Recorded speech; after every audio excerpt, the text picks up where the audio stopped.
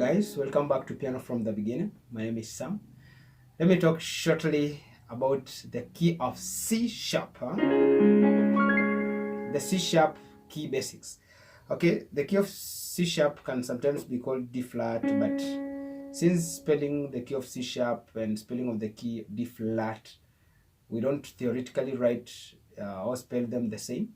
Let's just use C sharp for now, but we'll later talk about D flat and perhaps someone will know the difference theoretically what it means. So C sharp is a key that is to the right or a half step above the C, meaning it is a C raised by a half step. Okay, and in this we are going to talk about the C sharp major scale, talk about the diatonic triads in C sharp, talk about the primary chords and their inversions. We talk about the sus chords, a few chords here and there like the dominant seventh chords, the add 9 chords that we so often use to spice up our playing, and maybe any other things here and there that any beginner should at least know in this key of C sharp. Okay, so to begin with, we'll begin by the C sharp major scale. We'll spell it out. It is C sharp, D sharp, Mi. Now this will be called E sharp. E sharp. Okay, this is because we have already used the D to spell the second note here, and so the third will be E. But E is just a half step from the D sharp, and here we need a whole step, and therefore we'll sharp the E to arrive or to move to the F natural, which is enharmonic to E sharp. Okay, if you don't understand that, don't worry for now. But now understand that when writing key of C sharp, we'll say C sharp, D sharp, E sharp, but which is enharmonic to F, then F sharp.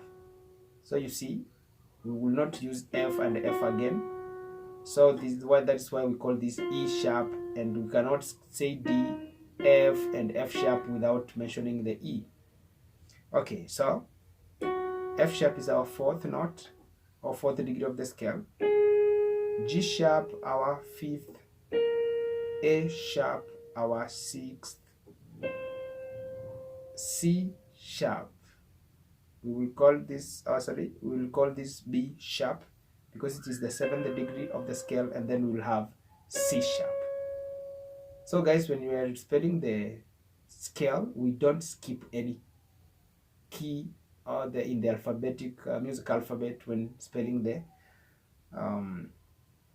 a scale. So it will be C sharp, D sharp, E sharp, F sharp, G sharp, A sharp, then B sharp, C sharp. So in the key signature of C sharp, for those who do sight reading, it will be 7 sharps. 7 sharps. Okay, so how do we build the diatonic triads? C sharp major will be our chord 1. D sharp major minor will be our chord 2, because chord 2 is always minor. Chord 3 is also minor, which will be E sharp minor, not F minor, but it is enharmonic to F minor. So, but it is called E sharp for that reason, as I explained. And then the major is chord 4, the F sharp major. Chord 5 is G sharp major, and chord 6 will be a minor, A sharp minor. Chord 7 is always a diminished triad. We will call this B sharp. This is B raised a half step, meaning a half step higher than B. So since we cannot use C twice in spelling the scale in the 7th and the 8th degree, as I explained earlier. Okay, so chord 1, chord 2, chord 3, chord 4, chord 5, chord 6, chord 7, and 1 again. So we don't call this chord 8 because it is C sharp again. It is the do chord, in this key. Yes. Let's move to the primary triads. Primary triads in any key, it is chord 1, chord 4, and chord 5. So chord 1,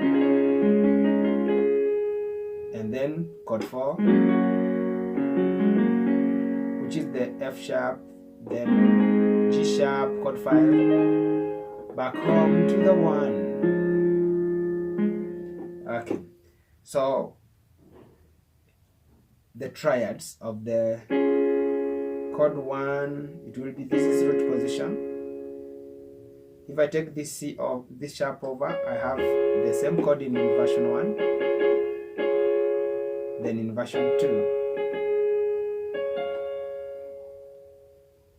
Triads are only playable in 3 formats: root position, inversion 1, and inversion 2. So we go to chord 4, root position, inversion 1, this is the F sharp major chord in inversion 1. Then I take this over to have our inversion 2, and that is it. Okay. Add 9 chords simply is when we add the 9th above this root, because you know this is an octave, 8 notes apart. So we add 1 step higher. This gives us a 9th. And if I play this triad plus this 9th, that is a C sharp add 9 chord. But we sometimes decide to play this one inside here, and this gives us the 3rd inversion of that chord. Now this is,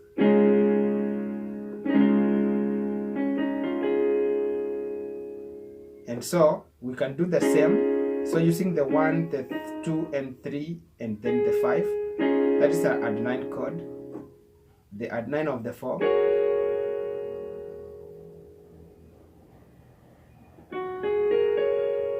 and then add 9 of the 5. So we use add 9 chords to substitute the major triads. Instead of just playing C major, C sharp major, you just play C sharp add 9. It sounds mature.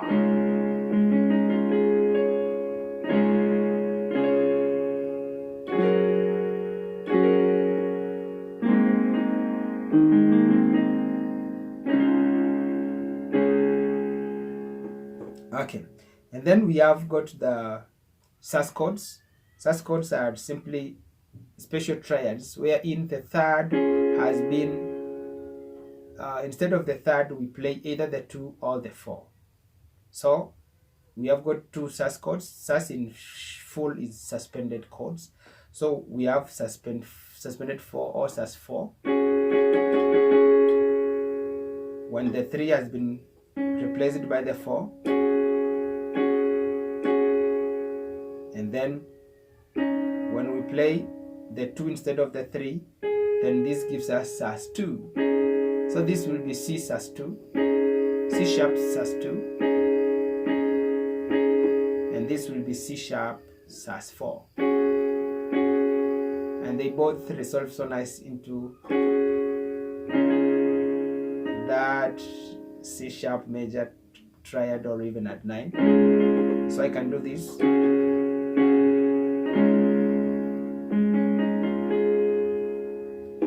Okay, this will be sus 2 of the 4, F sharp sus 2,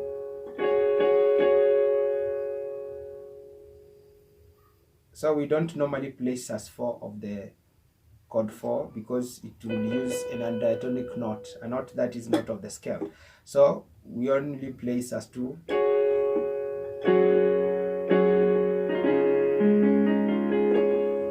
That's resolving to the 1, and then this is sus 2 of the 5, which will be G sharp sus 2, and we can play even sus 4 of the same, G sharp sus 4.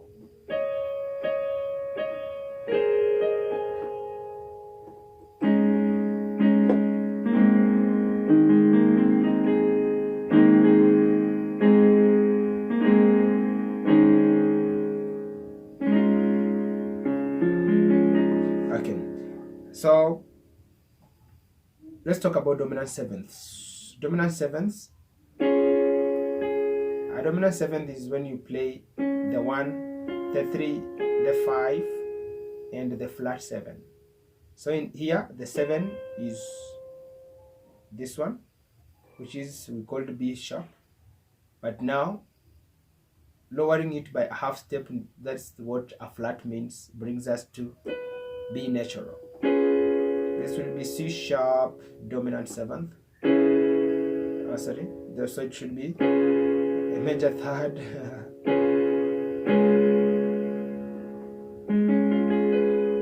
That will resolve so nice to its 4. Meaning when you are just playing from the 1, C sharp, you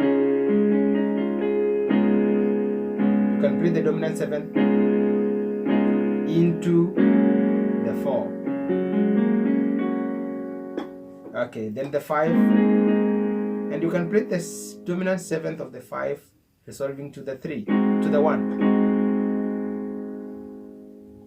Okay, so if I play, this is the 1 of the root of the chord 5, it's a 3rd, it's 5th. So this is the root again. So below it will be 7th, that is of the G sharp, and then the flat 7 will be this one here. So it will give us G sharp flat 7, dominant 7th, which will resolve so nice back to the 1.